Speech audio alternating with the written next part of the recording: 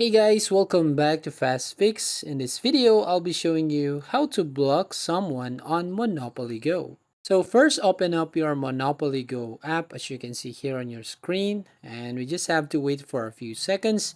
And once you enter this application here, and you can go now on the homepage, tap on the friend button right here at the bottom right corner of your screen, and from here, actually, you can see on the leaderboard all your friends that you add up here on Monopoly Go.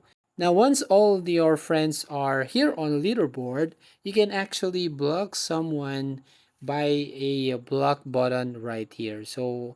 But at the moment, as you can see here on your screen, I don't have friends yet. But here you can add some friends on your Monopoly Go app, and you can actually block someone anytime on these settings. So that's how you basically block someone on Monopoly Go. If you find something helpful, please consider to like and subscribe to the channel, and don't forget to hit the notification bell to notify you on the next video.